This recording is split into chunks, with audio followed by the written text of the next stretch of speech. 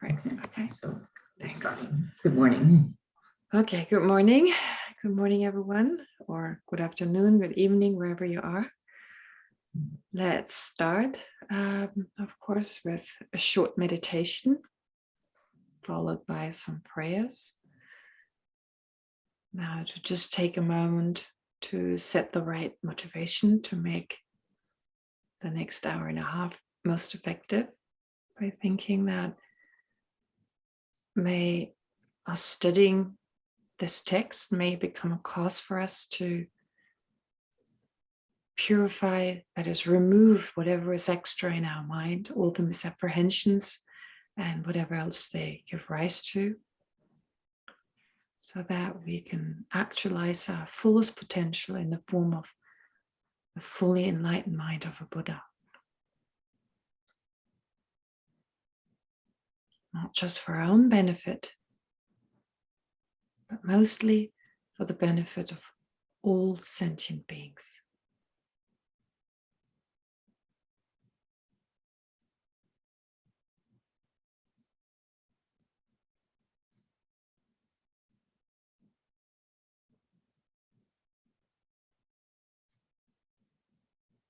And without letting go of this warm-hearted attitude, let's let's recite the prayers.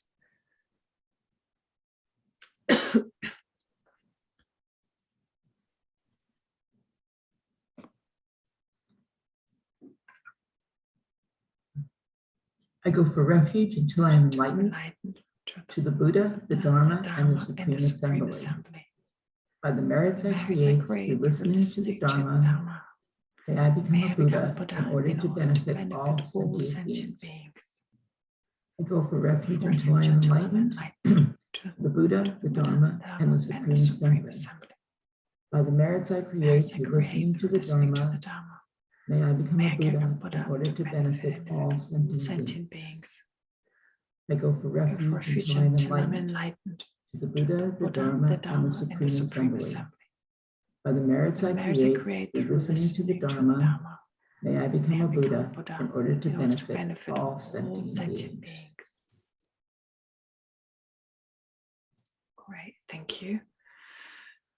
All right, let's start. I'm sorry for rushing through it a little bit without spending that much time on the motivation, but well, it is a difficult text. And it needs some time.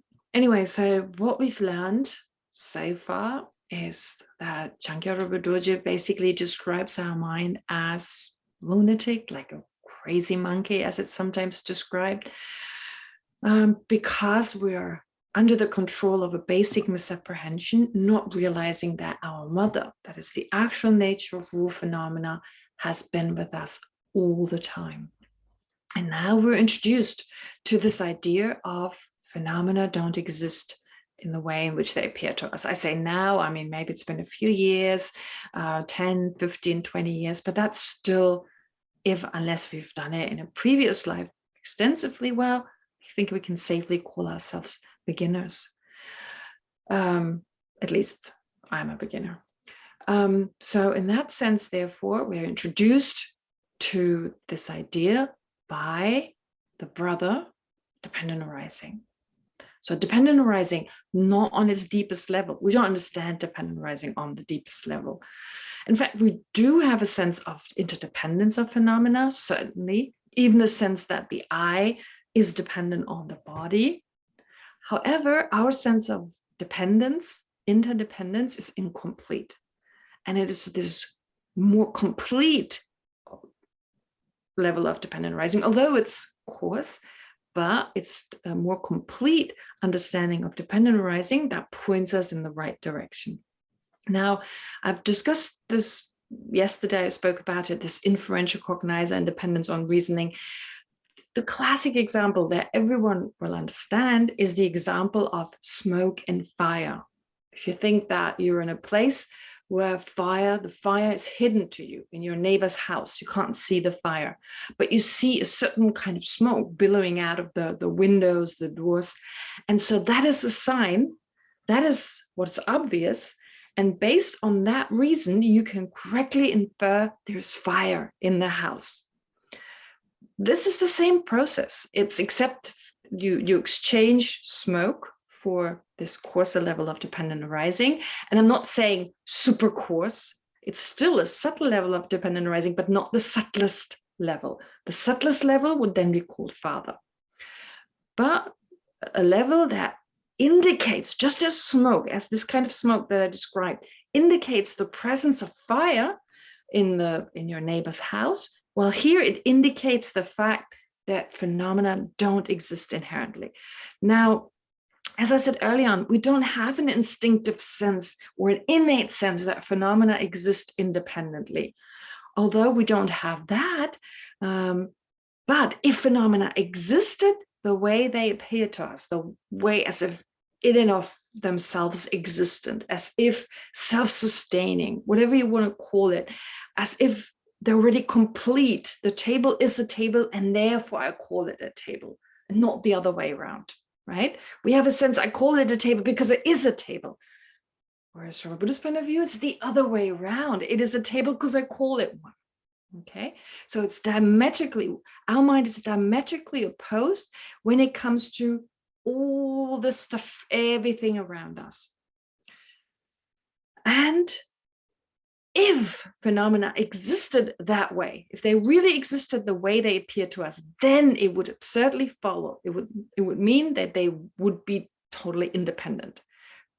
But like I said, that doesn't mean that we innately feel they're independent. We just feel that they already are whatever they are, and we just recognize them for what they are already. Someone points out, this is called a table, and so we feel, oh yeah, since it's a table, that's why I call it a table. That's why I have the thought table, because it is a table already. It doesn't need anything else for it to be one. If that was really the case, if it was really a table in that way, it would exist independently. And therefore, understanding dependent arising in a consistent way, therefore, that becomes like the smoke that points out, oh, there's a fire. And just as based on the reasoning, there's smoke, you infer correctly, your mind infers correctly, oh, fire in the smoke, fire in my neighbor's house, the presence of fire in my neighbor's house.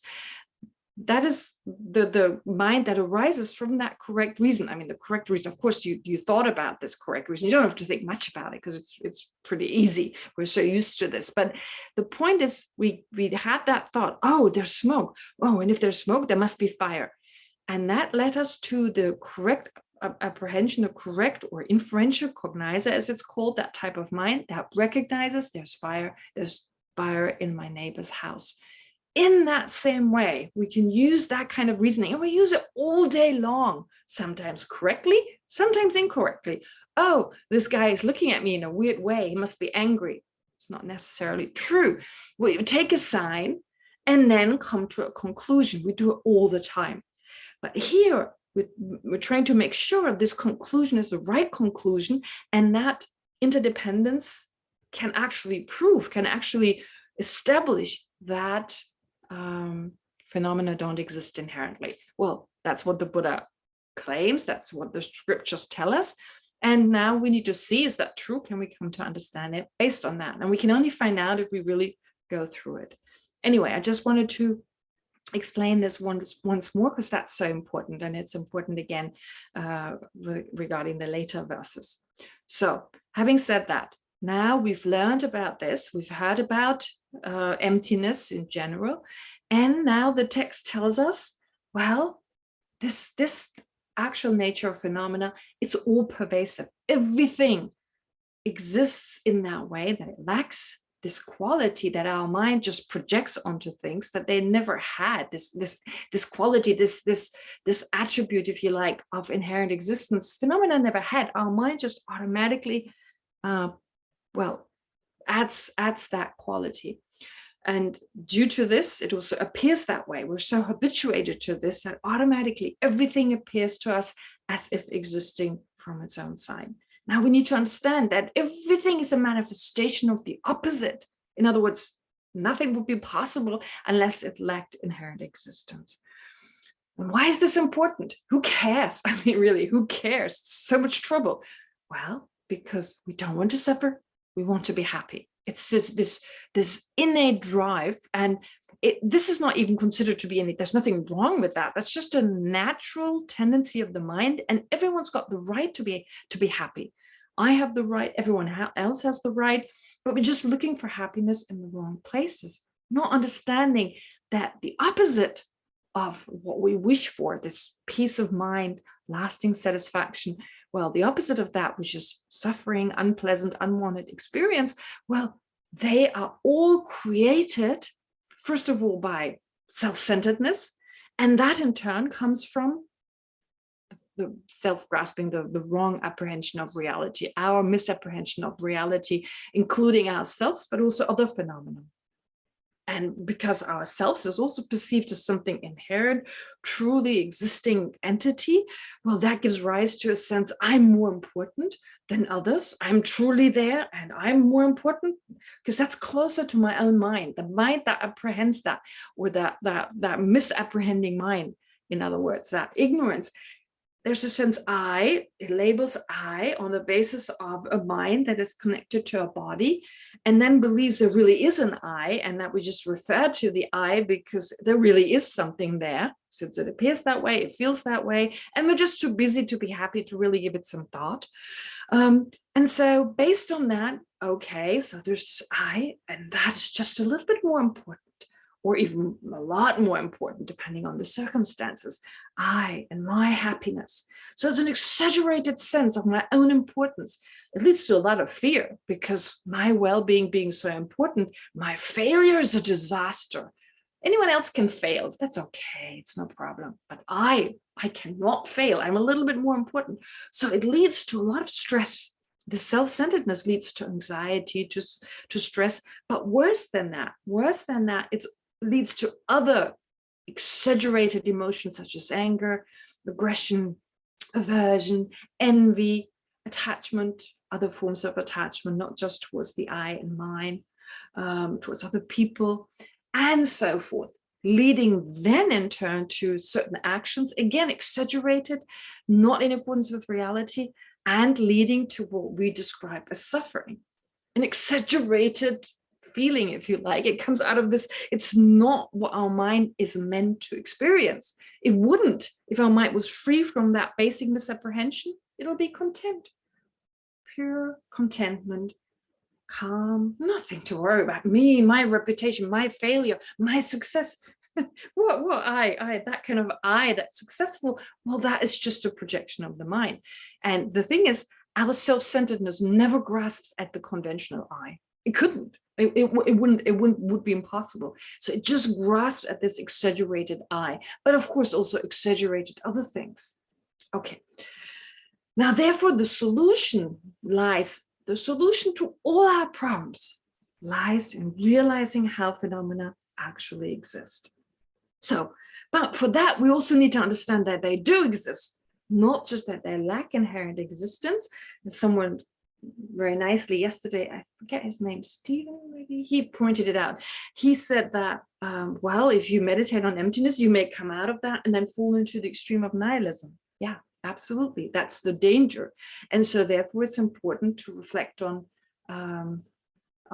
dependent arising. And so here, this is what the text teaches us. Yes, dependent arising, as in, on one hand, it does exist, phenomena do exist. So it's kind of looking at the same thing from different perspectives. They lack inherent existence, but they still exist interdependently.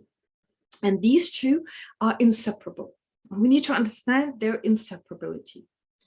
All right, so this far, we've gone this far. I think that should suffice in terms of just,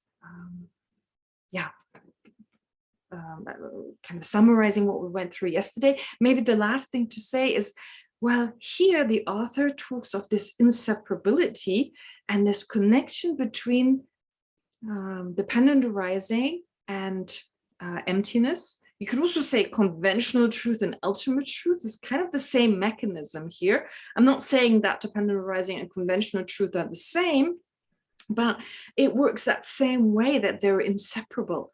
I spoke about it yesterday briefly in connection to the question with regard to the Heart Sutra. But anyway, focusing on dependent arising. So that is here described as the father. In the same way as we need both father and mother to survive, to be born, to survive. Likewise, to be happy, to find lasting happiness, to attain liberation, we need both dependent arising and emptiness. And here dependent arising on a subtler level, not just the coarse level that allows us to realize emptiness, to understand emptiness for the first time. Once we've understood emptiness, we can then also understand a deeper level of dependent arising, which is only possible once you've understood emptiness. The level that is such that you understand that nothing exists in and of itself, has no self-existence as such, and it's merely labeled. Merely, the word merely negates any other existence beyond labeling. That is inherent existence. So any other existence, it's saying it's merely labeled in that it has no inherent existence, and its mode of existence is just that it's labeled. Okay. So therefore, in that sense, once we understand that, then we bring the true truth together. Yes, it's labeled, it exists in dependence on labeling, on that subtlest level. Of course, also, if it's impermanent, it depends on causes and conditions, it depends on its parts, but on the subtlest level, on labeling. And so understanding it, in particular, also the coarser levels, but once we understand the subtlest level, well, the coarser levels are easily understood. So we need to understand that subtlest level and bring it together with emptiness, that those two do not contradict each other. Okay, as we read yesterday, the dawning of dependent arising, the dawning of emptiness. I briefly read through some of the passages in here. And then if you look for the Father, if you search for the Father, the way the Father appears, like dependently arisen phenomena, as appearing as if inherently existent. If you search for it, what you find is you find the Father in the mother's lap, in the sphere of emptiness. You find that the Father as something inherently existent, the way dependently arisen phenomena appear to us, they do not exist. They don't exist in that way. And in that way, yes, they do exist. Dependently arisen phenomena, dependent arising, the Father and the Mother both exist. And through the understanding of their union, I come to understand emptiness. All right. So having said all this, now if we look at verse 8, here it tells us how to identify the nature of emptiness. It reads, evidently, my mother's face, which is neither one nor multiple, neither one nor many, one or different or multiple, whichever way you want to say it. Well, what does that mean? Here you have already an analysis. Actually, this refers to emptiness, the mother emptiness. So evidently my mother's face, just as we can recognize another person by seeing their face, here emptiness is described as like seeing emptiness by seeing its face. But of course, there's here in this context, there's no difference. Mother's face, mother, it refers to emptiness. So seeing emptiness, but understanding that emptiness is neither one nor separate from dependent arising, dependently arisen phenomena. Now, there's neither one nor different. We know this. We usually know this kind of analysis. You're probably familiar with it in the context of first trying to understand emptiness. So to briefly say something about it, and as you well probably familiar with it, I apologize for racing through it so much, but I'm just assuming you have some background. I'm hoping you do. If I give too much explanation, I won't finish the text. But to say this much, if you take yourself, for instance, so in order to understand emptiness, well, the lack of inherent existence of myself, if the I, the way it appears to me, were to really exist, well, it would mean it exists independently. That would follow from, if hypothetically this self really existed inherently, then it would exist. It would mean that it exists independently, as mentioned early on. And if it exists independently, it can't depend on anything. I mean, you don't say something depends on itself. So it could either be the same as as mind and body, because that's where we identify the I. We look for the I, not somewhere outside of mind and body.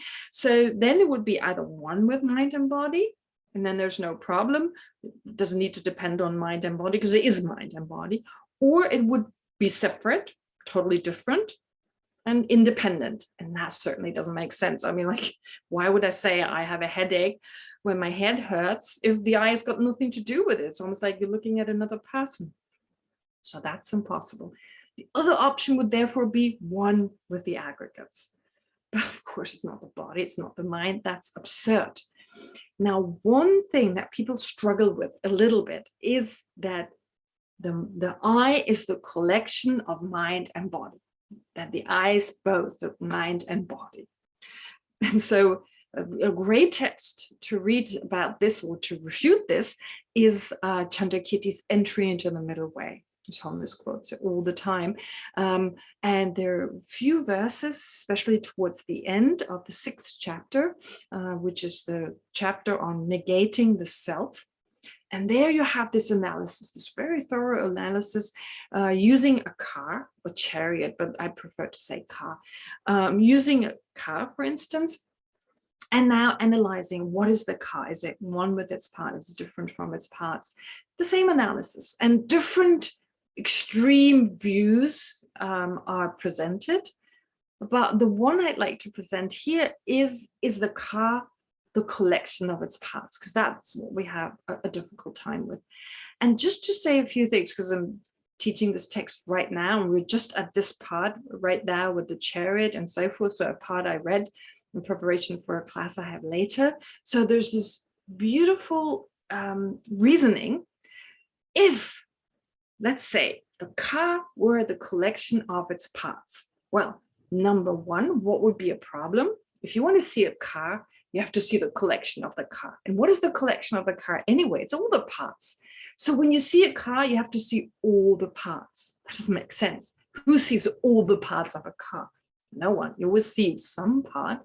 So if the car were the collection of the parts, no one would see a car. We certainly wouldn't. If a part of the car were to burn, all the parts would burn. If one part would break, all the parts would break, because we say the car is broken, and if the car is broken, it's all the parts. So that, again, wouldn't make sense. All right, so that's one part to look at it. It can't be all of them. And anyway, what do we mean with the collection of parts? What does a collection of parts mean? I mean, you have individual parts, and taking all of them together, we call that a collection. You can do the same analysis. Is the collection one with all the parts or different from all the parts? Because in the end, collection is just labeled on the basis of all these parts, okay? And since it's a collection of the parts of the car, what is the bearer of the parts, right? I mean, if the collection of the parts is the car, is the collection of the part not also the part of the car? And can the part of the car also be the whole? That's something Chandrakirti argues, okay? If the collection of the parts were the car, the collection of sheep is still sheep, right? I mean, all the sheep are still sheep. And so the collection of the parts of the car are still the parts of the car. So is the car not the bearer of all these parts? Or is the car both the bearer of its parts and the parts themselves? That doesn't make sense. And then Chandrakirti argues, so some of the reasoning I just gave are implied. The part with the bearer of the parts, that's definitely clearly expressed. So what else he argues is, well, if you believe the collection of the part, if that's the car, well, if you take it apart, if you take apart the collection of the part, so the bearer of the parts is gone, right? The bearer is no longer there. The question still remains, what is the whole? What is meant with the bearer of the parts, like a whole and parts? But also, let's say you're touching the car. If you take it apart, if it was the collection of the parts, you will still have the collection of the parts, but now there's no longer any car, all right? So the collection of the parts itself certainly can't be the car, but we know that reasoning, so it's not that hard. But if the collection of the parts were the car.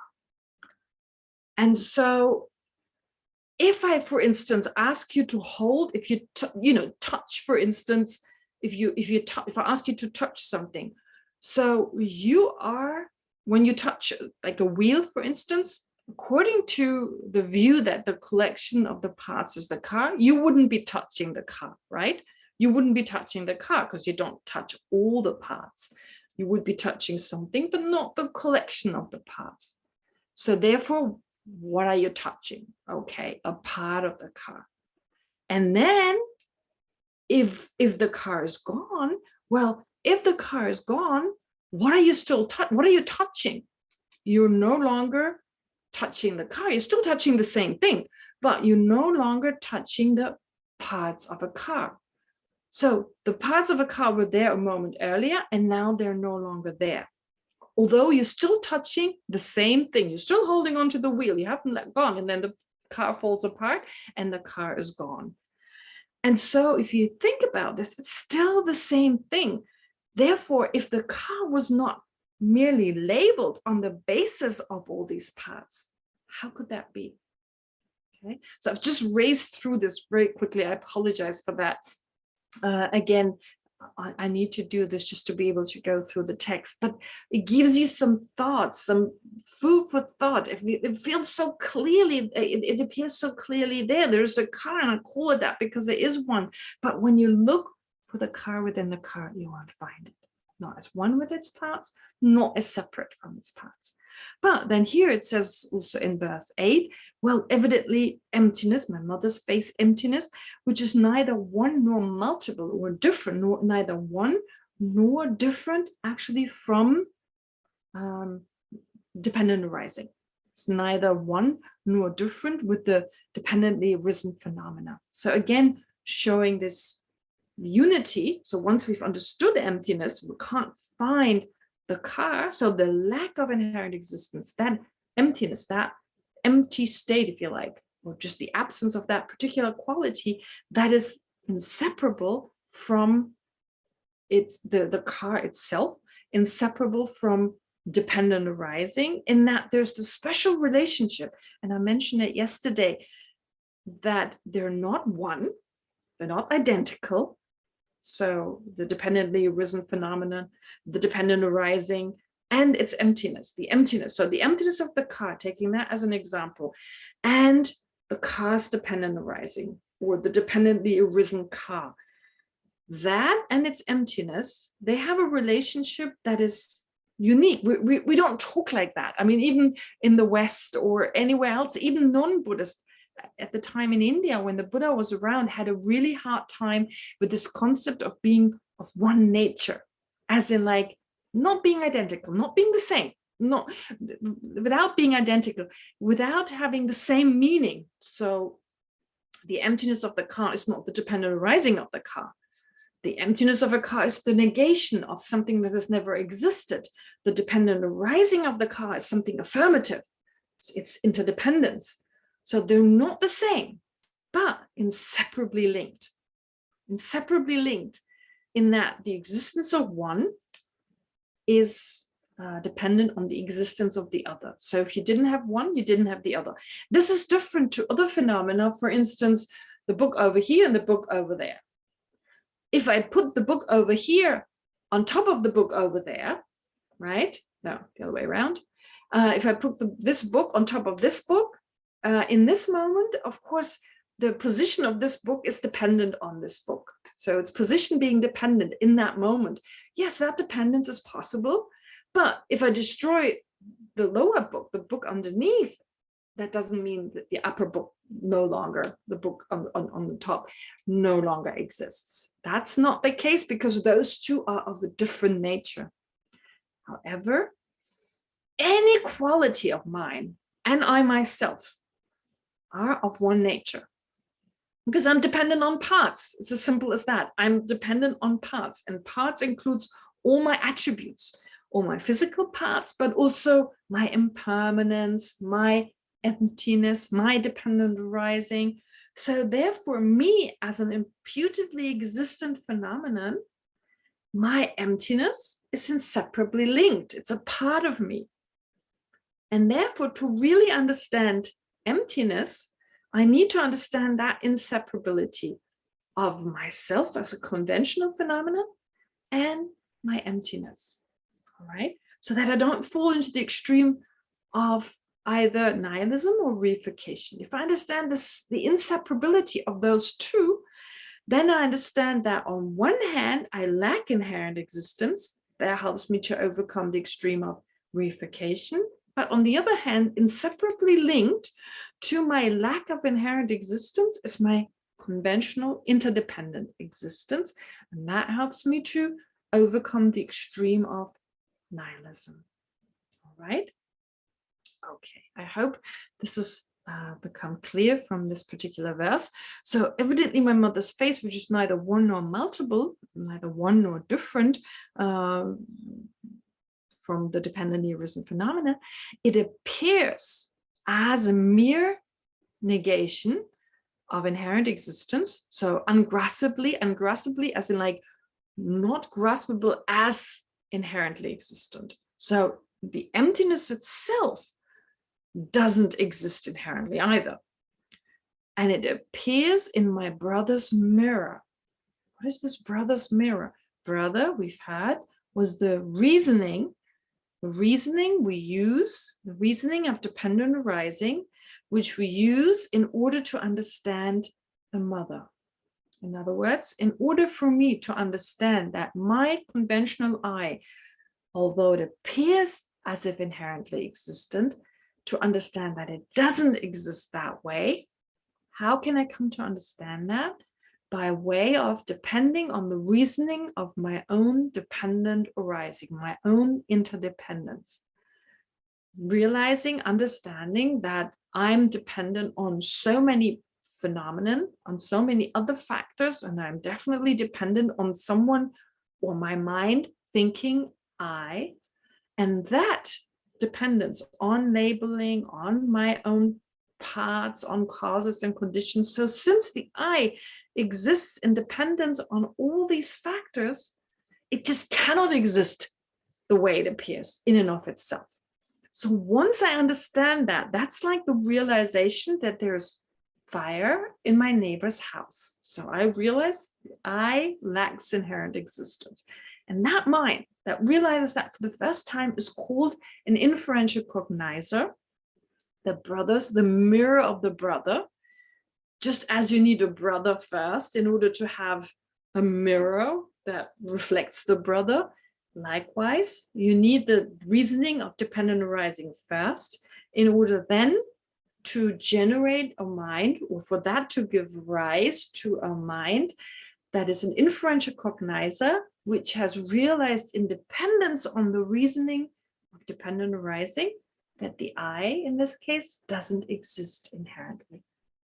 Okay, so the brother's mirror is the result of having used the reasoning of dependent arising, and independence on that reasoning of dependent arising, I've now realized emptiness, in this case, my own emptiness as an example. Yet a lunatic like me had no clue.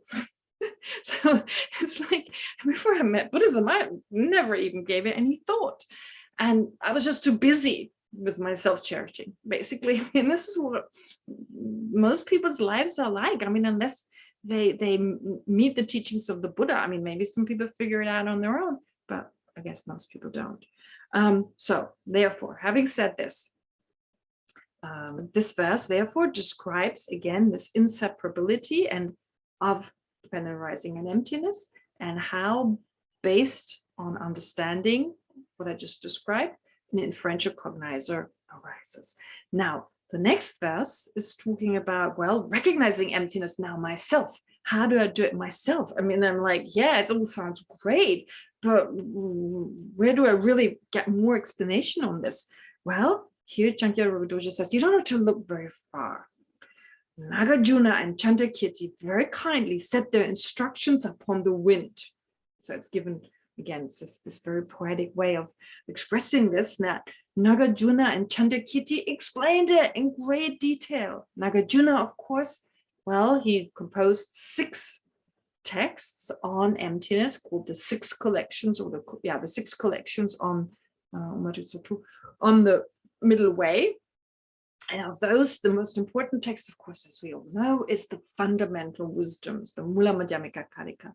And then Chandakirti very kindly composed 2 commentaries on that particular text, of which the most important is Entering into the Middle Way, but the other one also important, called Clear Words. Anyway, so those 2, and Nagarjuna's mainly fundamental wisdom, it's kind of like they set their instructions upon the wind. It's like accessible. Maybe a way to say would also be put it online. I mean, they didn't put it online, but nowadays it's available online. You don't even need the wind. You don't need other people to bring it in the form of books. It's available. It's freely available. So that is what we can use. And of course, Manjushri Garba, he is Lama Tsongkhapa. He conveyed those to us by bird.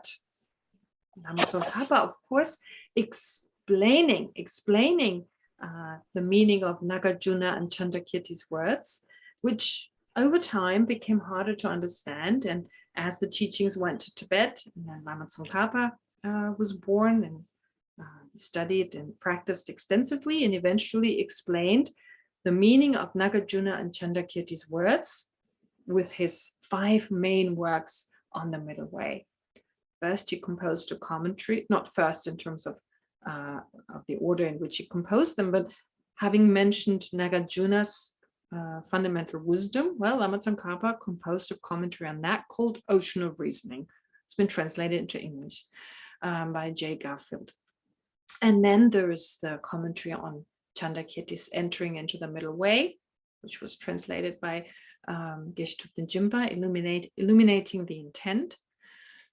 Then you have a text on both of those commentaries, kind of describing which teachings can be taken literally, which ones not, and kind of distinguishing between the Svatantrika and the Prasangika school, which is called the Essence of Eloquence, translated by Robert Thurman. And then lastly, you have the Great Lamrim and the Middling Lamrim, and of those 2 texts, the part of Special Insight. Also, both texts have been translated. Okay, now these are the 5 main texts, and we have these texts available to us, even, well, at least available in English. So I hope to say, therefore it says, they set their instructions on the wind, and Manjushri Garba, Lama Tsongkhapa, conveyed his commentaries by bird. So I hope to see my ever-present old mother, has been with us the whole time, without the hardship of a prolonged search. Well, we've got these teachings. All right.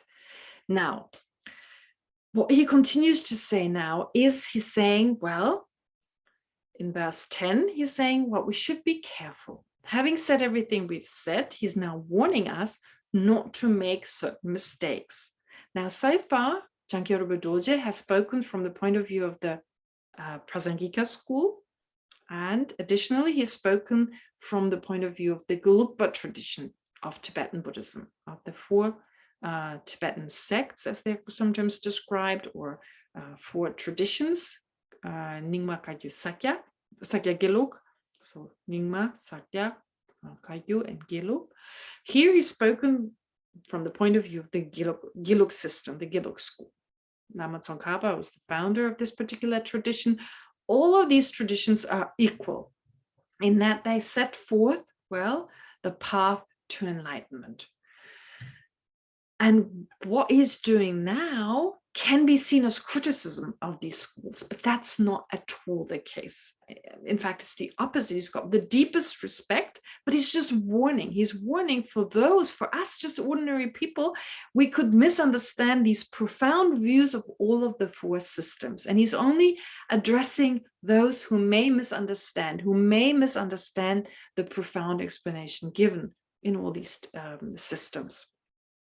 So in verse 10, 11, and 12, he's warning of those who are following the Gelug system and not practicing it properly and falling therefore into an extreme, well, in this case, of reification. All right, so verse 10, it says, there seem to be among today's scholars some caught in a web of words like thoroughly withstanding. That's just one way of translating the word, tsuktuba. In Tibetan, it's another word for inherent existence, which can also be translated as self-sustaining. So both work, self-sustaining in the sense it's already in and of itself existent as, let's say, a table or an eye, self-sustaining, inherent. It's naturally an eye, doesn't need anything, it just is an eye, it just is a table, and so forth. Or thoroughly withstanding in the sense that the idea that if I looked for the eye, I would find it. If I really were to search for this eye the way it appeared to me, well, I'd certainly find it. I'll travel to India to find myself or something like that. That's what I did. Anyway, never mind. So therefore, to go and find yourself and so forth. The sense that if you look for it, you can find something. So it's thoroughly withstanding any type of analysis. Well, in fact, you can find it. So in a web of words like thoroughly withstanding and true existence, true as in like, again, independent of mind and so forth, whether there's a mind to perceive it or not, well, it would still be there. Okay. Who seek only to negate some creature with horns while leaving intact this everyday appearance of solidity. Okay. Now, what is he saying? What is the creature with horns? And what do you leave intact? Well, I've briefly mentioned it, I think it was yesterday. So, well, you have the different traditions of Tibetan Buddhism, and the Gelug tradition came last. Now, we studied a little bit these traditions as part of the study program I did. We studied at Sherabling, the Kagyu tradition, for instance. We studied the Nyingma tradition a little bit, but only a little bit, not that much. I mean, definitely not the tantric explanations, because for that we would have needed initiations. We didn't get that. So it was the sutric, and especially how they present emptiness.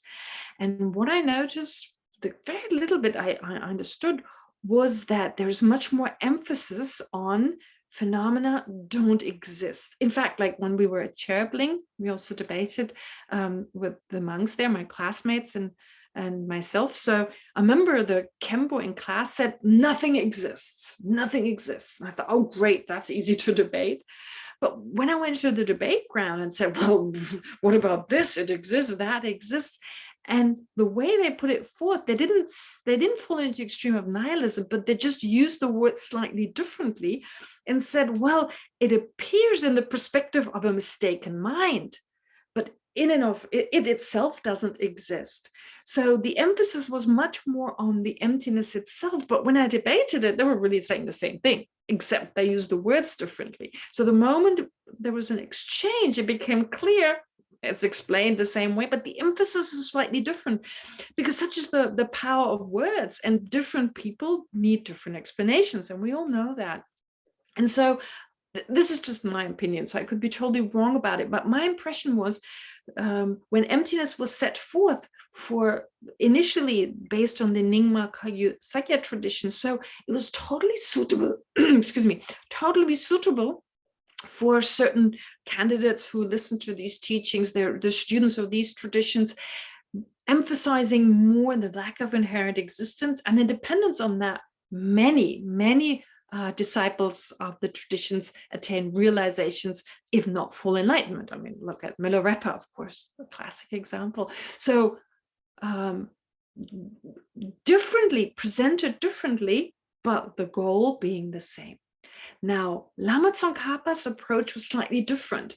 So I'm just guessing here, maybe at the time when Lama Tsongkhapa came around, there was more, people fell into the extreme of nihilism. They didn't fully grasp what these incredible teachings of the other traditions were explaining or were teaching.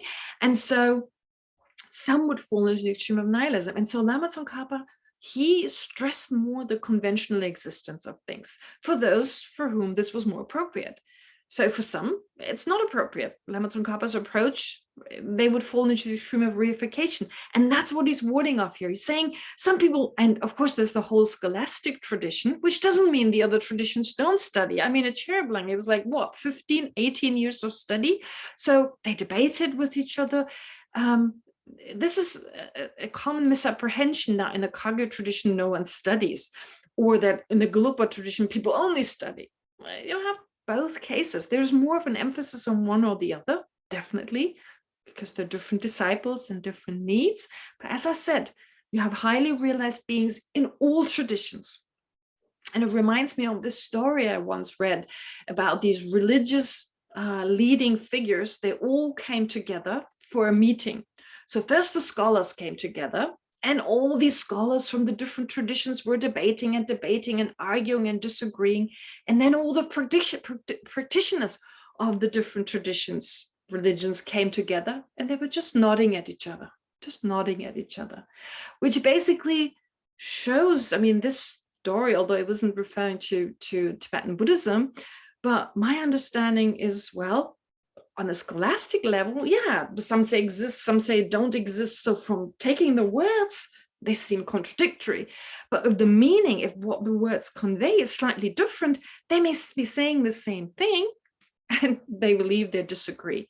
But once you go beyond these words and you understand the meaning that is actually conveyed, although differently, well, then there's just total agreement. And as His Holiness the Dalai Lama has said on many occasions, they're equally presenting the path to enlightenment. The sutric path, which is also a little different, especially in the way emptiness is explained, and of course the tantric path, just different techniques, all leading to enlightenment. Having said all that, now here with regard to verse 10, Lama Tsongkhapa emphasizing, saying, well, the I exists conventionally, putting this emphasis on conventional I. There is this misapprehension, the sense that, oh, but I exist. Okay, I exist. So there is this inherent existence of the I over there, or that I need to refute, like some horns of an animal, like some creature with horns. So instead of understanding that to me, the I and in the conventional I and the inherently existent I, they're inseparable. What appears to my mind is on the basis of a conventional I. That conventional I appears to be inherently existent. So the I perceive is an inherently existent I. In that perceive as in like what appears to me. What appears to me is this inherently existent I. And that I need to analyze. It's not like, oh, what appears is the conventional I, and there's this inherent existence of that I somewhere over there, creating this creature with horns. Oh, terrible inherent existence. Does that make sense? I've got just this black screen in front of me. I want to see some people. How do I do this? Anyway, I can't do it. I see just tiny people. Never mind. Okay. I hope it makes sense. So therefore, he's saying, today's scholars, you just get caught up in the words, in the web of words. That's a problem, definitely. You hear these words, thoroughly withstanding, true existence, inherent existence. And so I exist, I conventionally exist, yes, and I perceive myself correctly, but inherent existence seems to be over there, like this scary horned or this creature with horns, while leaving intact this everyday appearance of solidity. Oh, I exist because Lama Tsongkhapa said I conventionally exist. That's the problem, not understanding what Lama Tsongkhapa really means with what he says. But such vivid duality, so duality in the sense that inherent, so the duality as in like the I is here, that's the I, and then there's this inherent existence over there, like being totally separate. So if then, actually, what would that mean? If you realize the emptiness of the I, this emptiness and the I would be totally separate, right? If this emptiness were to be totally separate from the conventional I, was something totally separate. I mean, right now, they appear to me mixed, but if I weren't aware of that, then if hypothetically such an inherent existence were really separate in that way, well, the I and its lack of inherent existence would be separate too. But anyway, of course, they're inseparably linked. And to my mind, I have no idea of the conventional I.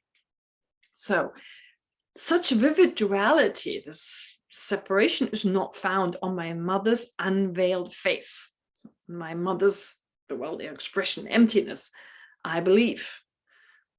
So he says, I believe, as in like, well, maybe kind of expressing some humility.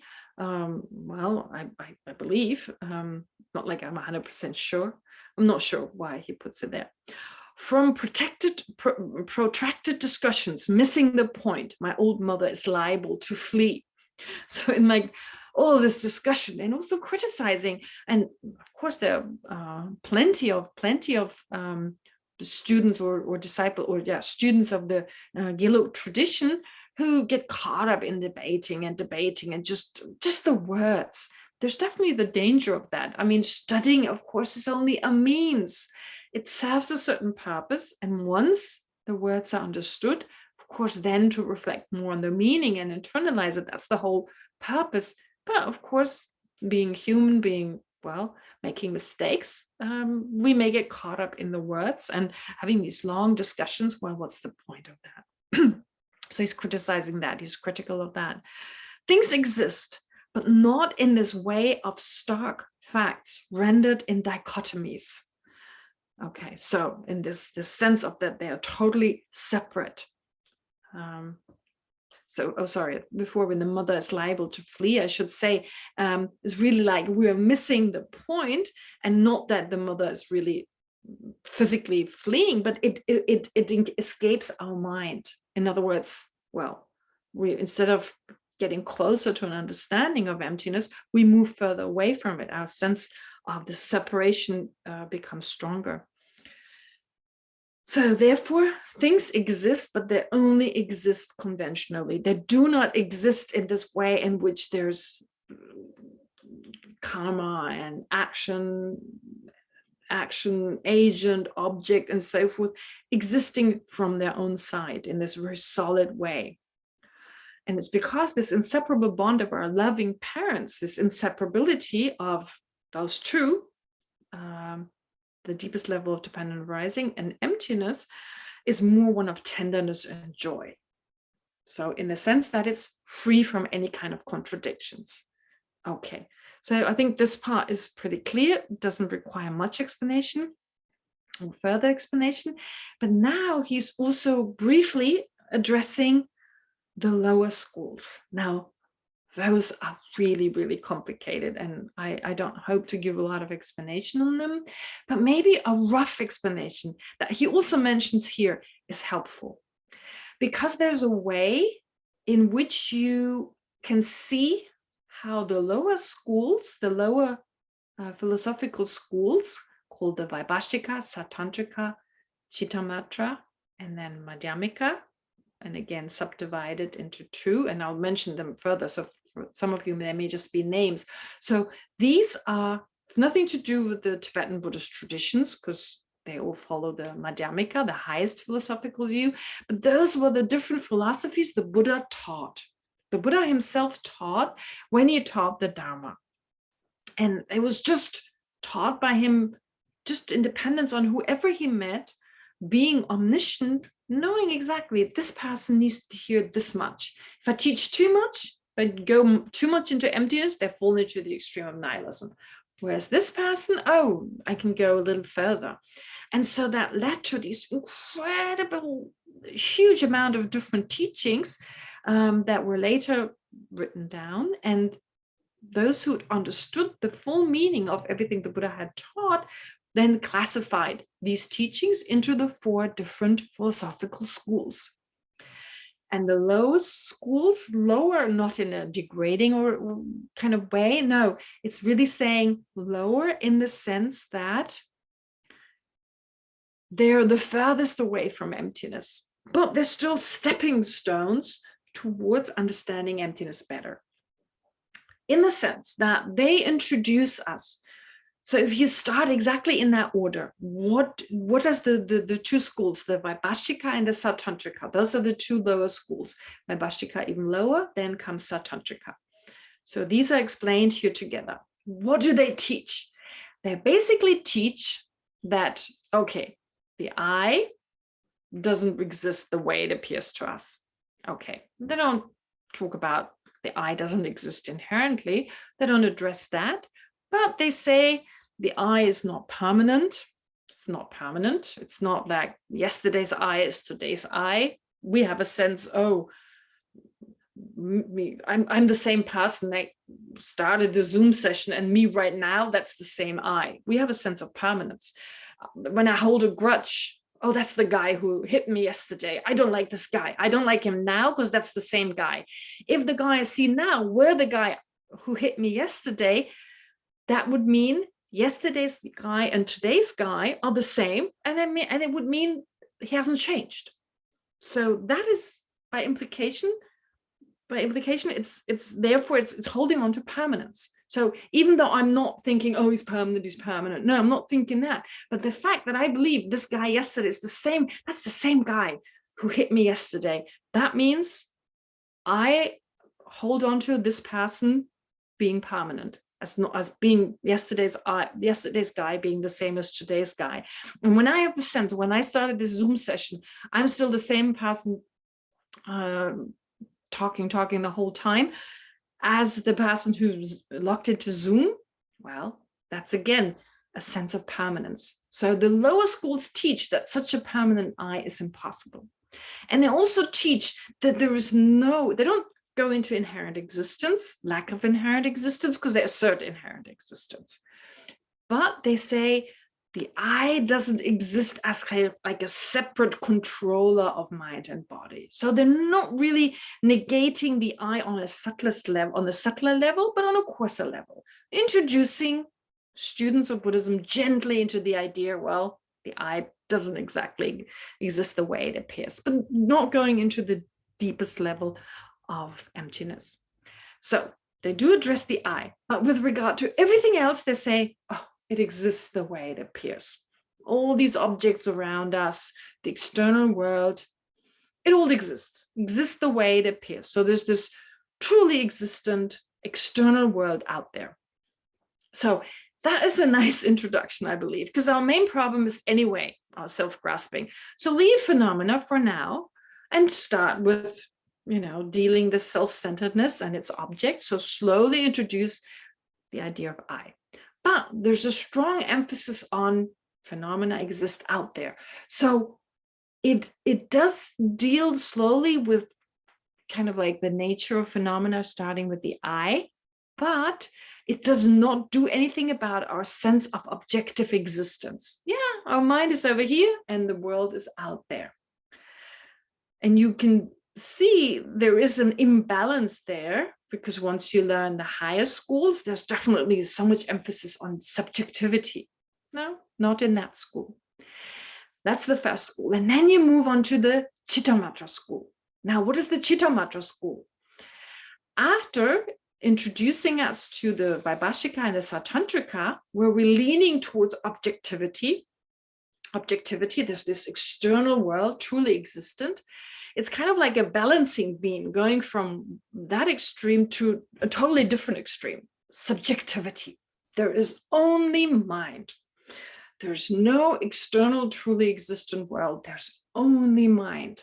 So it's got this effect. If you study this in this order, which we basically do to a certain extent, there's like, you go from total objectivity, okay, self doesn't really exist that way, and certain other ideas are also introduced, of course, but just from that perspective, external true existence versus no external true existence, but only mind.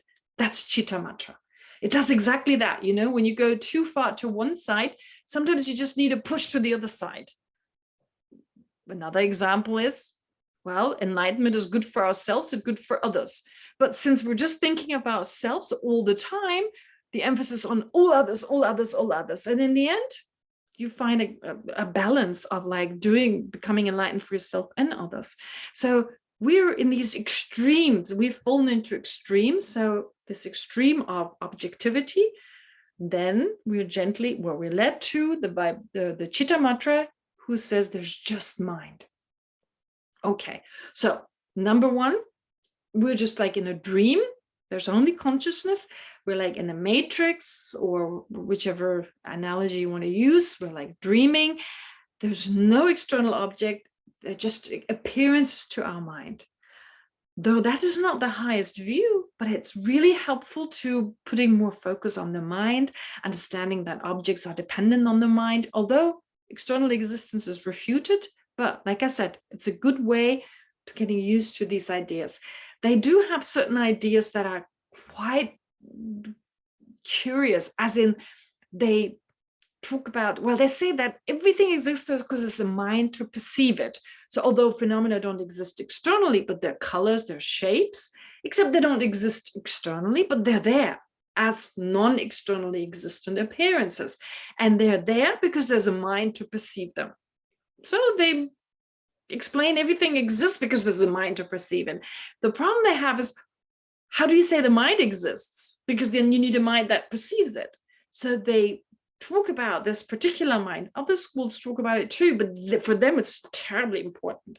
They speak of a self-knower, a reflexive awareness, like a mind that knows itself, that every mind also knows itself. They have to say that because otherwise they can't explain the existence of phenomena such as the mind. So there's this mind that perceives itself. That's really their view, very important view. There's the self-knower, the mind knowing itself and knowing other things. Therefore, we can say the mind exists and other things exist, but really they're all in the nature of the mind, inseparable from the mind. It's not the final view, but if you study this, and we did, and we were like Chittamatrans for weeks on end. Our study was done in such an intense way. There was just, you had no free time. I mean, I loved it, and my classmates did too. So it was okay. It was like doing your favorite hobby all day long, but it was like Chittamatra from morning to evening. And you put yourself into the shoes of this person, you try to think like that, and then you realize how effective it is. And you need to defend their view in the debate, you know, it's like someone is debating with you and trying to argue against it, and no, you're holding on, like you're trying to think like a Chittamatra person. Very effective. It makes the mind flexible in a certain way, although it's not the final view. Anyway, having said that, then the next school is the Madhyamika.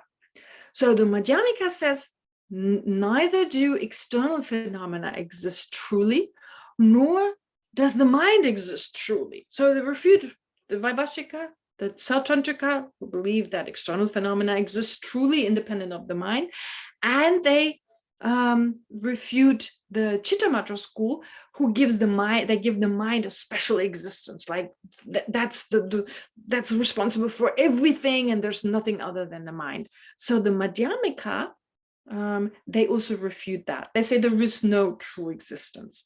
Nothing exists truly, not external phenomena, nor the mind. And to say briefly, Madhyamika can be subdivided into Svatantrika Madhyamika and Prasangika Madhyamika. So the Svatantrika Madhyamika, they refute the other schools we just mentioned, but they still hold on to an inherent existence. They say, oh, phenomena exist because at least they appear to the mind. Although in general, well, there are some subdivisions, but they do say, well, in general, external phenomena are there. They do exist. At least one of the, well, most famous proponents, Bhava Viveka. There's again another subdivision, but without confusing you. So for those who've already studied more in detail, well, never mind. But what I'm saying just roughly is that the subdivision of the Madhyamika, the Svatantrika, they refute the other schools, basically, this importance of the mind or this objective existence of external phenomena, and say that nothing exists truly, but everything exists inherently. So they're the closest to the Prasangika, who say, no. Phenomena neither exist truly, nor do they exist inherently.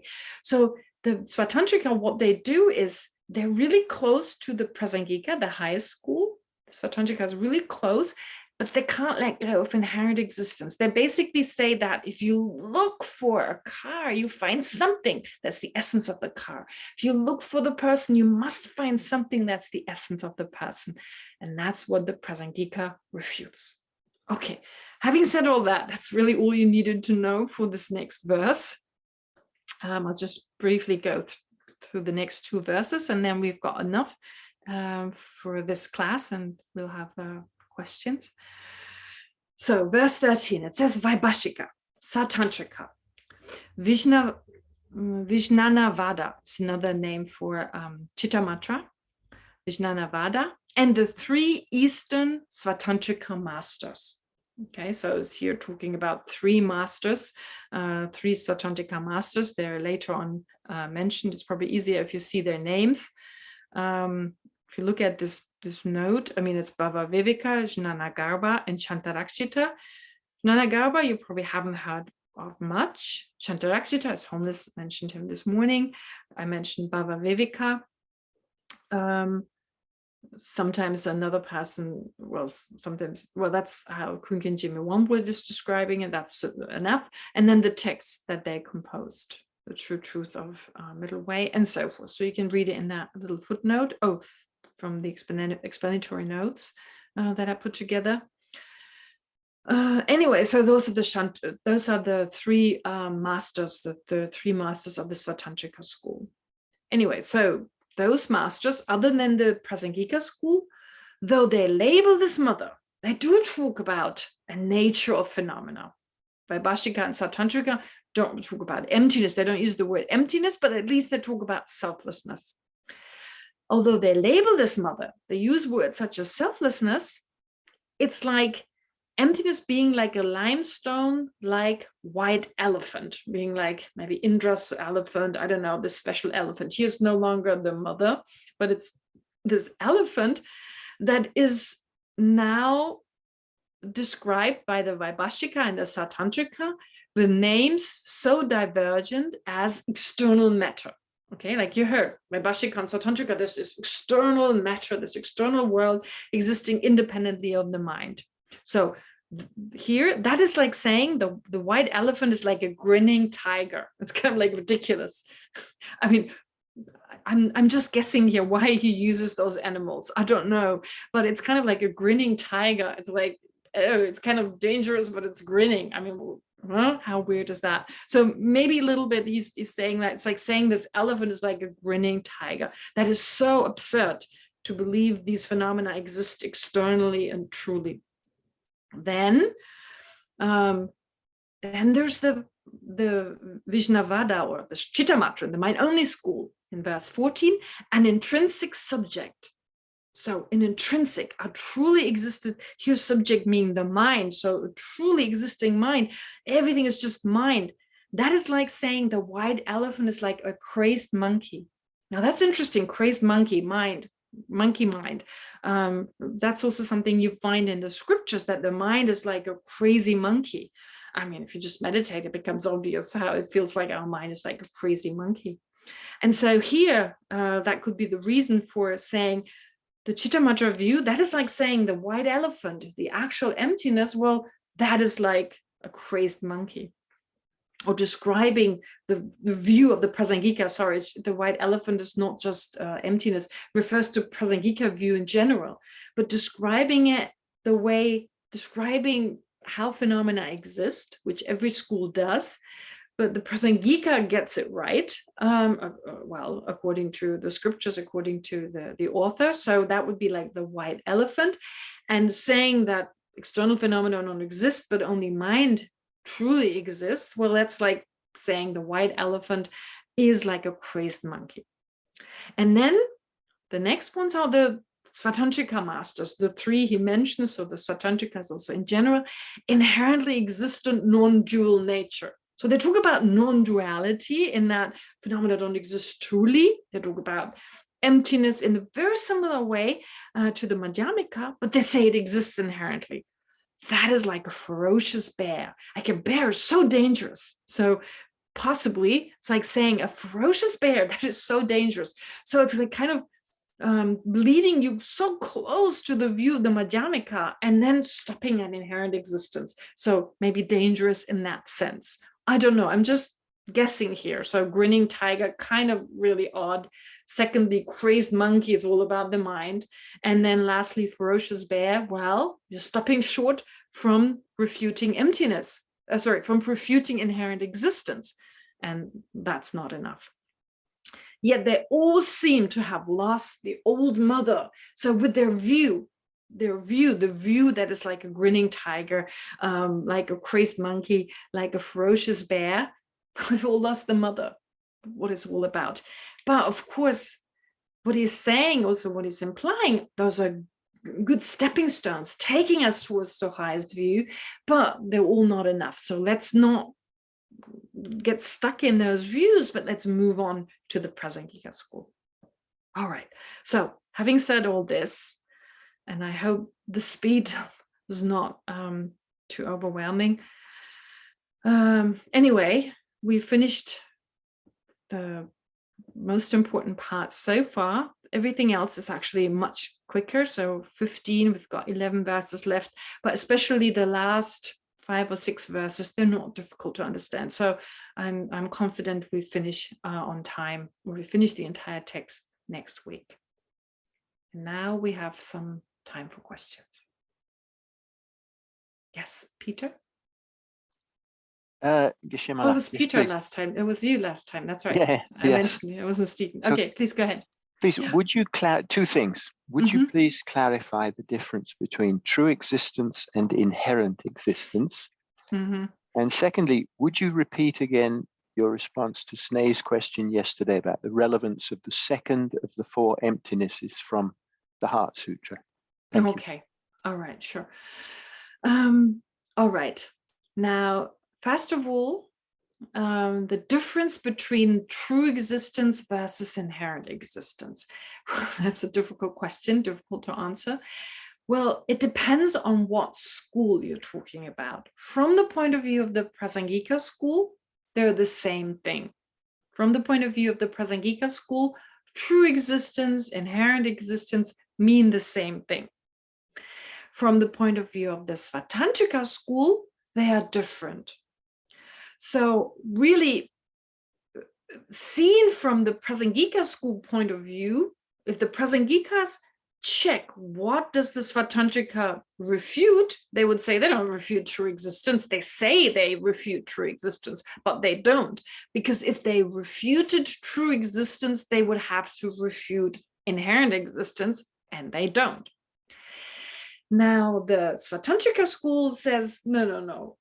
True existence and inherent existence are not the same, because if phenomena didn't exist inherently, they couldn't exist. So they say existence and inherent existence are the same. So they don't touch inherent existence. Now, your question is really, how does the Svatantrika explain true existence? What is their definition of it? So their definition of true existence is this. They say that although phenomena exist inherently, those inherently existent phenomena do not exist independently from appearing to a correct mind. Existing independently from appearing to a correct mind. So they may exist externally, especially taking Bhava Viveka. So yes, they exist externally. They exist inherently, the Svatantrika would say, because if you look for the essence of the Vas, of course, Vas and book are different. Not because they're just labeled, that would mean you can just label anything. They believe anything would become possible if things are just labeled. So they say there must be some essence there in the Vas that distinguishes it from the book. So therefore they say things exist inherently. But although they exist inherently, you could never have a Vas, you could never have a book unless it appeared to a mind.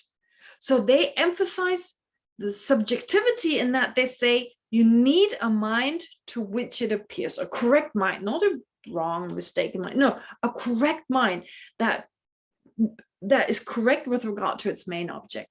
That's the main difference. Okay, all right, okay. Next question. Anyone else who wants to raise hands, or maybe in the chat? Oh, sorry. No, Peter, I forget the second part to your question. sorry, I forgot. The second part to your question was of the, oh yes, I think the English translator calls them the four empties. I'm more familiar with the word, the four profundities, but I believe you mean the same, right? The empty of, yes, ultimate truth, of conventional truth. And you're asking about the second one, right? So form is empty, emptiness is form. Okay, great. Emptiness is form. What does that mean? Well, it means, it doesn't literally mean that emptiness is, so let's say car, okay? If we were to take these four phrases, a car is empty, okay? Emptiness is a car, or the car, whichever way you want to put it. There are no articles in Tibetan in that way. So emptiness is car. What does that mean? Emptiness is car. It does not literally mean the lack of inherent existence is a car. No, it doesn't mean that. It means because of the emptiness, because of the lack of inherent existence, therefore you have car. You can have a car. Why? Because nothing exists inherently. Therefore, a car can exist. To quote His Holiness in his book, Essence of the Heart Sutra, I believe His Holiness says it in that book. He says that it's almost like emptiness. The car is like a manifestation of emptiness. And I think His Holiness uses the example of a gold coin. You couldn't have a gold coin unless you had the gold, right? A gold coin is not the same as the material gold, but because you have this material gold, therefore you can have a gold coin. Because phenomena don't exist inherently, a car is possible. Anything is possible. There's this quote that's also given in Kunju Jime's commentary. It says, for whom emptiness is tenable, everything is tenable. For whom emptiness is not tenable, nothing is tenable. So for whom emptiness is feasible, everything is feasible. Everything makes sense. For whom emptiness is not feasible, nothing is feasible. I mean, it doesn't seem that way, but in actuality, well, unless phenomena lacked inherent existence, which allows for their interdependence, how could you have a car? You wouldn't have a cause of a car, you wouldn't have parts of a car, you wouldn't have someone calling it a car. None of those would be possible. And that is the meaning of emptiness is form. If you rephrase it, because of the form's emptiness, form is possible. Peter, does that answer your second question? That's very helpful. But Sneha's question yesterday was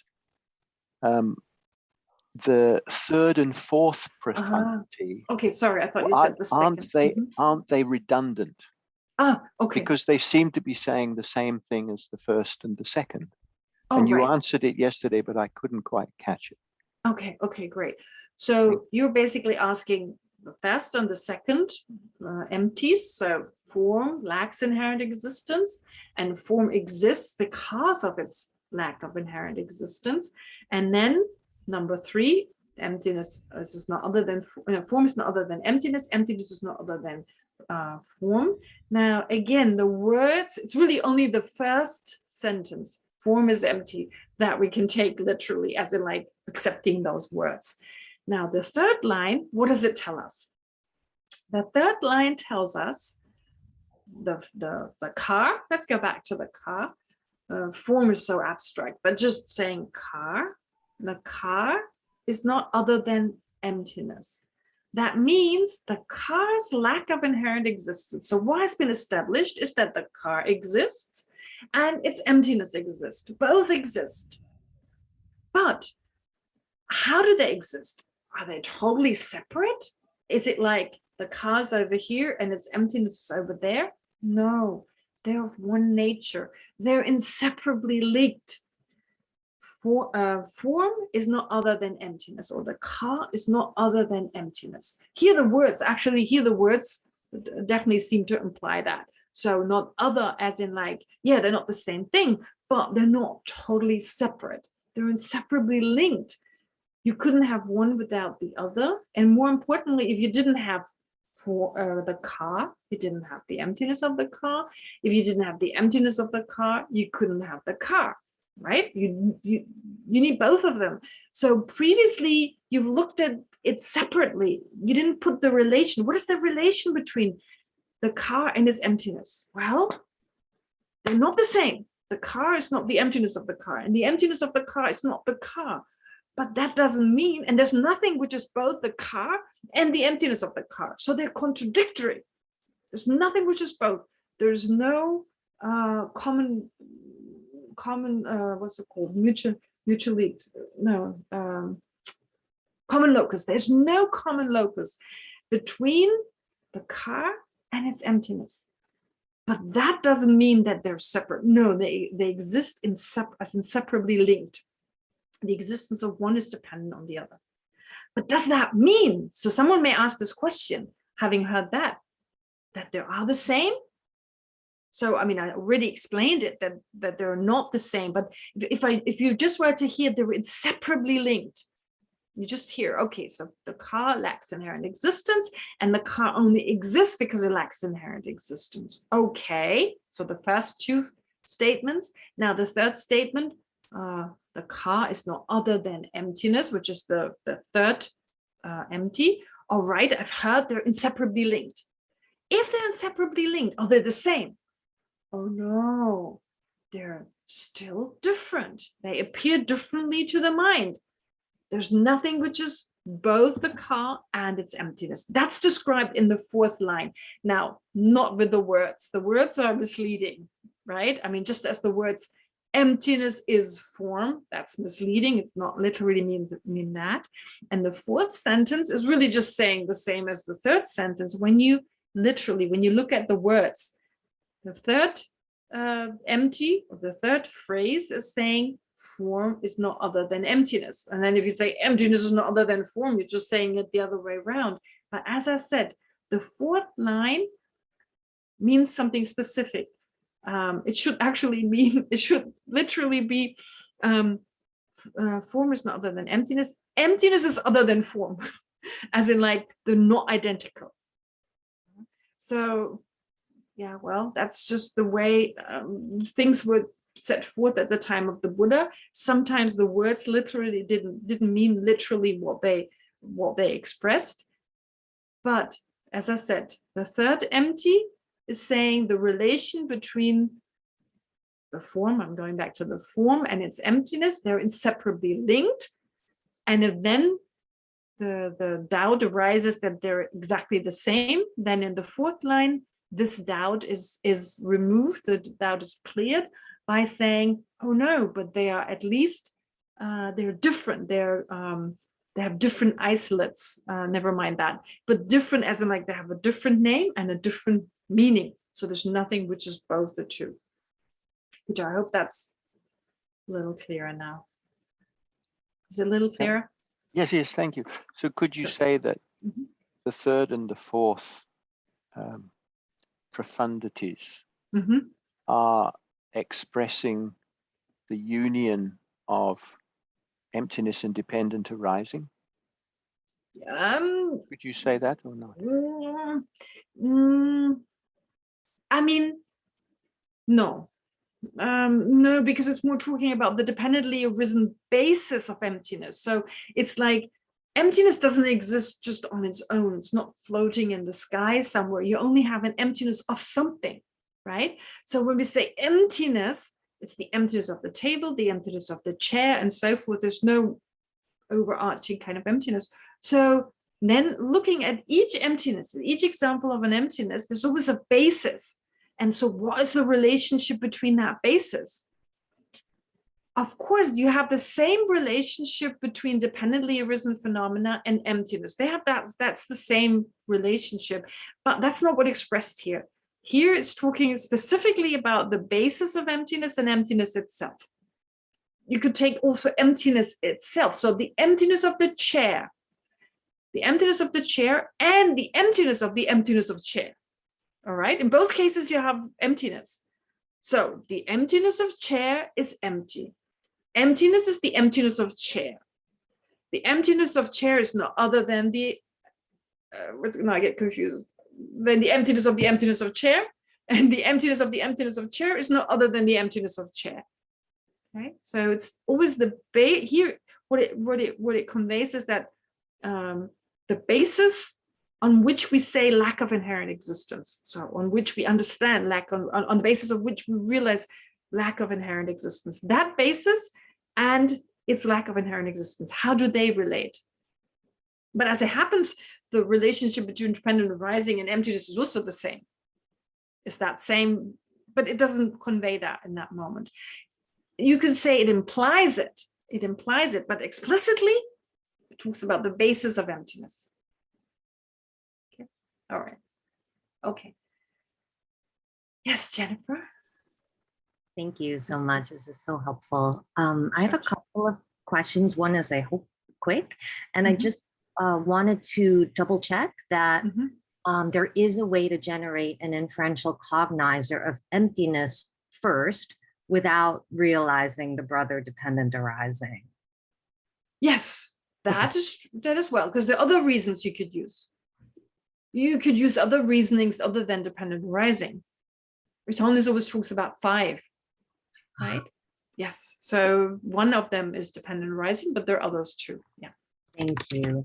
And then just regarding the Svatantrika versus the Prasangika view, you know, if Svatantrika says differentiation is perhaps, you know, showing that there is some kind of inherent existence within objects, how would Prasangikas refute that? And would they use, like going back to the water example that you offered in a previous teaching, would they use something about our actual sense faculties involved in that? Or I'm just trying to understand the direct refutation for, you know, the belief that differentiation leads to the belief in inherent existence. I mean, they would apply the same reasoning that is applied in general for dependent arising, for the belief in inherent existence.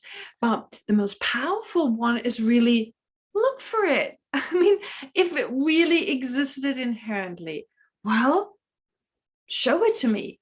I mean, they have to show, they have to, what is it in the vase? I mean, they insist, let's say a car. They say a car exists inherently. What does that mean? When you search for the car, you find something. It can withstand analysis, right? So we've heard this, as Holmes talked about it today. There's a verse in the 6th chapter, verse number 35, where it talks about if phenomena really existed inherently, the consequence, the absurdity, the logical consequence would be it would withstand analysis. You find something, you'd be looking and you'd find the essence of the car. This is what makes it a car. Well, go ahead, take apart, you know, knock yourself out, take apart the whole car, show me that essence. I mean, what you find initially are just parts, but they're all parts of the car. But you see, the Svatantrika, they insist on that, and they're not taught because they're real Svatantrika people so much as they're us. They're taught for us. For me, for many people, I guess, I mean, for me, definitely, when I start thinking about this, I was like, no, I want something to be there. I mean, it's like, come on, are you kidding me? There can't be anything. So you just want something there. So the Svatantrika kind of provides that, you know, it negates quite a bit. Oh, you need a mind and so forth. It doesn't feel like that. You need a mind anyway. In my day-to-day life, I'm not even a Vaibhashika person anyway. So I'm trying to take off that Prasangika hat that I'm just putting on when I'm in a situation like that. In my day-to-day life, how does it feel? So in every situation, I mean, we haven't really come to this so much, but this is so important. How can I take this into my daily life? Well, what is the situation that I feel so difficult? It's so difficult for me to deal with. Let's analyze it. Where's the problem in the problem? I'm so sure there's a problem. Okay, let's take it apart. Where's the problem? And then I don't find it. And I'm like, come on, there must be something. Are you kidding me? Otherwise, a happy situation would also be a problem. So it's like the Svatantrika helps me a little bit, you know, it's like, okay, thanks God there's something there. You know, it's like, don't take everything away from me. So it makes my life more flexible. It takes me more in that direction, but doesn't pull the wreck underneath my feet. You know, it's like, takes me gently there. And then when I'm ready, when my mind has become more flexible to take on all these ideas, then at some point I may be ready to hear, it's not there. Right? That's really the purpose of it. So understanding the purpose of it, then it may make more sense. It's like, yeah, it feels that way. Come on. In every moment, it feels like, yeah, there's this me, there's this I in every moment.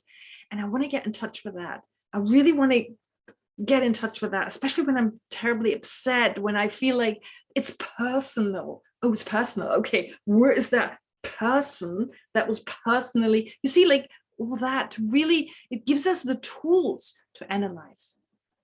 Okay. And the Svatantrika is kind of like take a break before you, right, dive in deeply. All right, great. Andrew? Good morning. I have a question about Chittamatra. That Chittamatrans have this understanding of selflessness as, let me see if I can say it right, not existing by way of their own character as reference of terms and concepts. Okay, yes. And I'm trying to understand how that can exist with it also being truly existent, or how that's differentiated from being merely imputed in Prasangika. Okay, all right. This is really, really complicated. I'm trying to think. It's like Susu Shivadaji Vujushi Rangitsenige Matuba.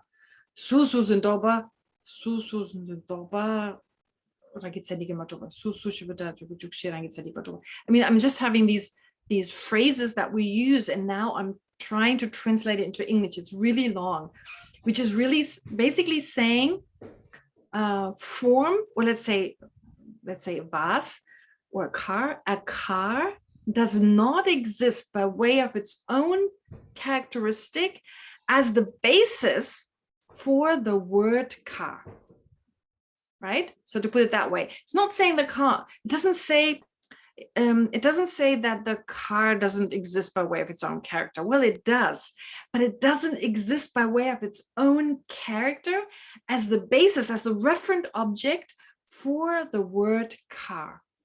And neither does car exist as the apprehended object doesn't exist by way of its own characteristic as the apprehended object of a mind apprehending car.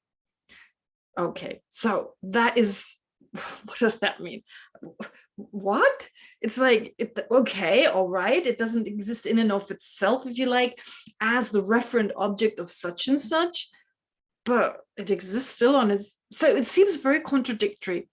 But and it's really hard to understand that. They say it's got the same meaning. So the scriptures saying what I just said, that the car doesn't exist by way of its own characteristic as the referent object of the word car, is the same as saying the car doesn't exist externally.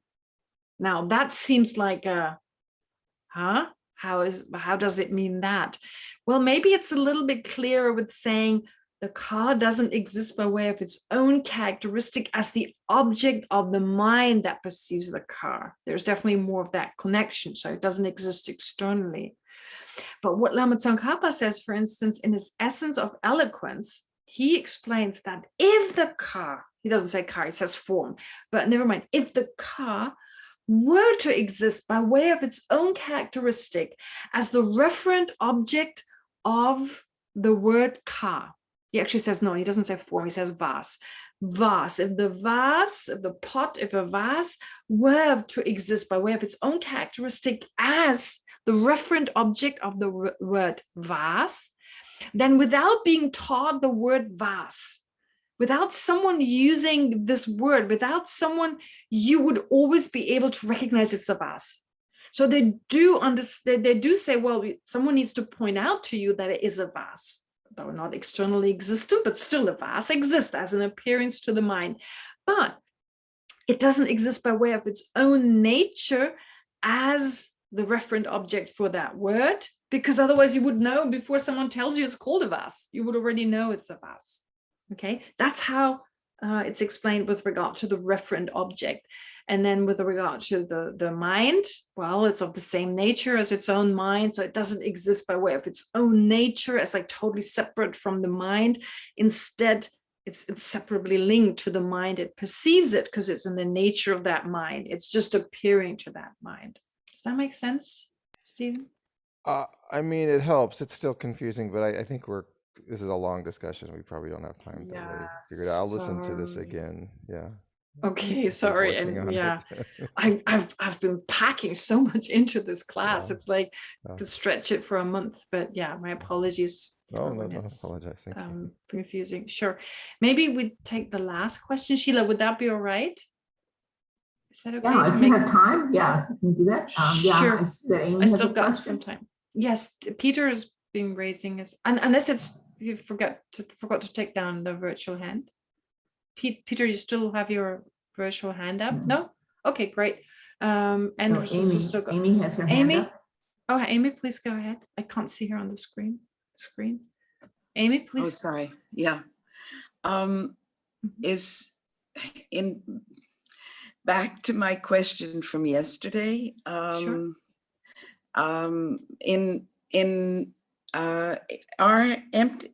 Would you say that emptiness, from your description, emptiness and dependent arising are inseparably linked? Is that how one can come back from the fear of the emptiness of the object to work with that?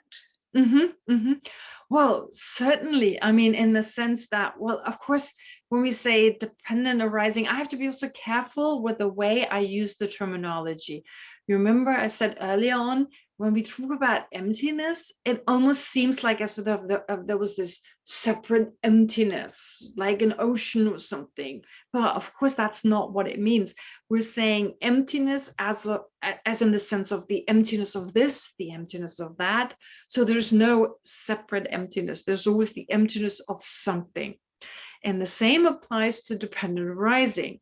We don't say there's this general dependent arising. No, there's always the dependent arising of something. It always depends on something. In other words, if there was this general dependent arising, it would exist independently. No, it depends on something that is dependently arisen. Emptiness also exists in dependence on other things because it depends, well, the emptiness of the table depends on the table. Okay, having said that, going back to your question. Now, the fear that you describe, I believe, is when you do the meditation of searching for the I, the way it appears to your mind.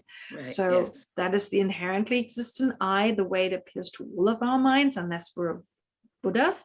It will appear to our mind just naturally. And now we're analyzing if that I really existed, we would have to find it. Certainly. As solid as it appears, well, solid is great. The more solid, the easier it should be to find it. So let's look for it. And when we don't find it, then, and that's that moment I believe you described, it's like, oh, I'm not there. Oh, there's this fear. It's actually described as a good fear, unless it turns into some kind of panicky kind of ongoing depression / fear, then you have a problem. No, I mean, anyway, that's difficult to happen. But no, like this moment of fear, it's actually said to be a good fear. And in that moment, what you need to remember then, because the fear is the result of thinking, oh, I'm not there. I don't exist. It's all useless. It's all meaning. There's nothing there. And so then you remind yourself of your own dependent arising. So your own dependent arising is inseparably linked to your own emptiness. So in that sense, right, it's always based on something. The dependent arising of yourself and the dependent arising, the emptiness of yourself. So we're just labeling in the end, right? We labeled emptiness. What do we label? Emptiness is also just labeled on the fact that nothing intrinsic can be found.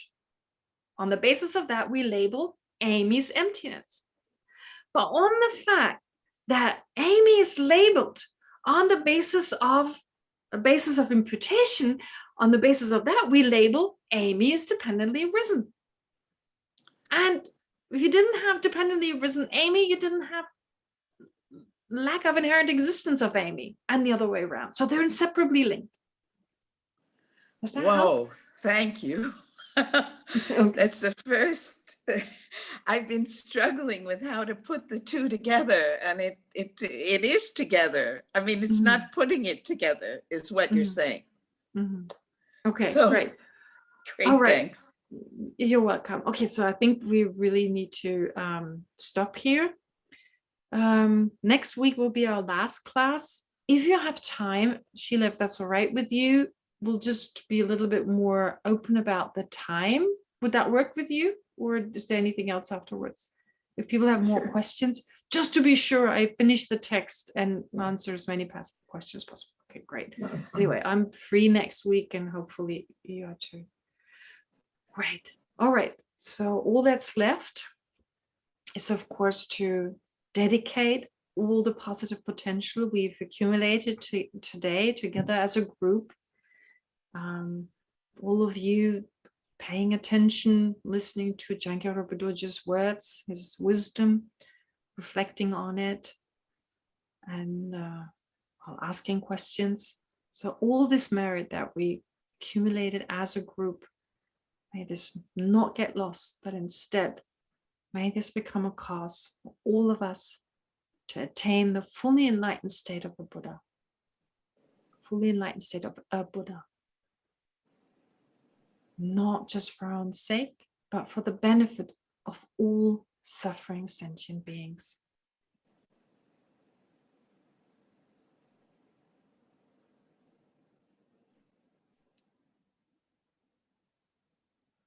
And even right now, right here and right now, may this positive potential help us to become more calm, more peaceful, more loving. And due to our interdependence, our dependence of other phenomena, our interdependence of all other sentient beings, may also positively, right here and right now, affect all other sentient beings.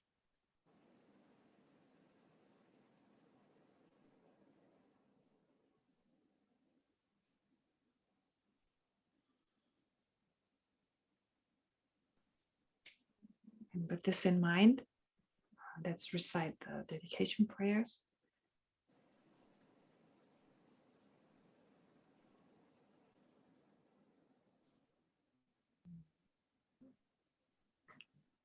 Due to the merits of these virtuous actions, may I quickly attain the state of Guru Buddha and lead all living beings without exception into that enlightened state.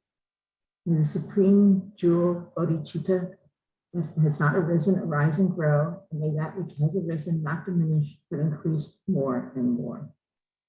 Due to the merits of the 3 times collected by me, Buddhas, Bodhisattvas, and all other sentient beings, which are totally non-existent from their own side, may the I, which is also totally non-existent from its own side, achieve Guru Shakyamuni Buddha's enlightenment, which is also totally non-existent from its own side, and lead all sentient beings who are totally non-existent from their own side to that enlightenment, which is totally non-existent from its own side, by myself alone, who is also totally non-existent from its own side. For His Holiness, wish-granting, wish-fulfilling jewel, source of every single benefit and happiness in this world, to the incomparable Lord kind Tenzin Gyatso, I beseech, may all your holy wishes be spontaneously fulfilled. Okay, great. Thank you, everyone. And have a great week. Be safe, be healthy, and see you again next Saturday for the last session. Thank you, Geshe-la. Thank you for a wonderful, very involved teaching. Thank you, everybody. Hope you come next week. Thank you very much. Thank you. Bye. Thank you.